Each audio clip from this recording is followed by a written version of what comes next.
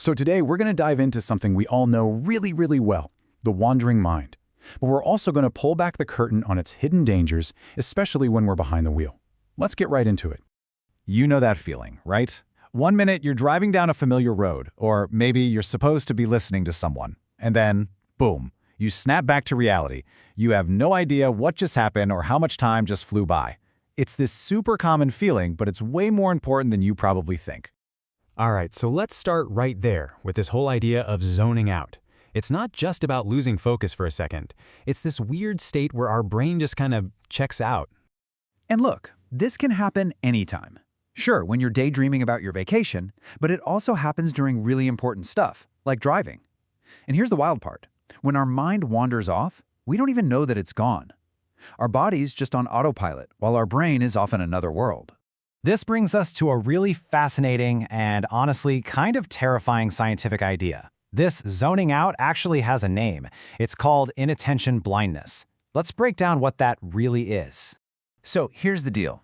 Inattention blindness is when your brain is so busy thinking about something else, maybe a problem at work or what you need from the grocery store, that it literally fails to see what your eyes are looking at.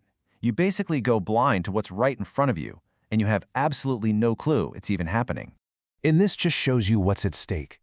We're not just talking about missing a billboard. We can fail to see other cars merging into our lane, or even kids playing by the side of the road. We can drive straight through stop signs and red lights without a single part of our brain registering them. You're looking, but you're not seeing. This whole thing leads us straight to one of the biggest myths of modern life: multitasking. We all like to think we're amazing at it, but what the science says about our brain, well, that tells a completely different story. So let me just ask you this simple question.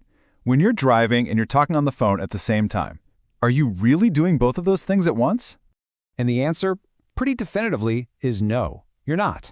Our brains simply are not wired to focus on more than one complicated thing at a time. Think of it like a one-lane road for attention. You can't fit two cars on it at the same time. We feel like we're multitasking, right? Like we're juggling everything perfectly. But what's actually happening inside our head is that our brain is just switching back and forth really, really fast. It's not doing two things at once. It's doing one thing, then another, then back to the first. And that constant switching takes a massive toll. Okay, so this is where it gets really serious, because this whole myth about multitasking becomes incredibly dangerous when we're on the road. This is where inattention blindness stops being a cool science fact and becomes potentially deadly. I mean, just think about all the stuff we do in the car, right? We talk on the phone. We fire off a quick text. We try to fix our makeup in the rearview mirror. We get into it with someone in the passenger seat, or we're just digging around for a water bottle. Every single one of those things seems harmless, but each one is stealing our focus.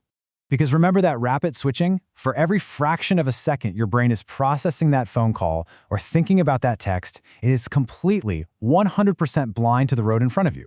And the numbers are just shocking. Get this, just talking on the phone, and yeah, that includes hands-free, makes you 4 times more likely to crash. 4 times. And if you thought that was bad, look at this. Texting while driving, your risk of a crash shoots up by 23 times. It's unbelievable. Texting is the ultimate distraction because it takes your eyes, your hands, and your mind off the road all at once. It's a perfect storm. So here's the thing you got to remember. Driving can feel boring, it can feel routine, like you can do it with your eyes closed. But it is always a complex task. It always demands your full, complete, undivided attention.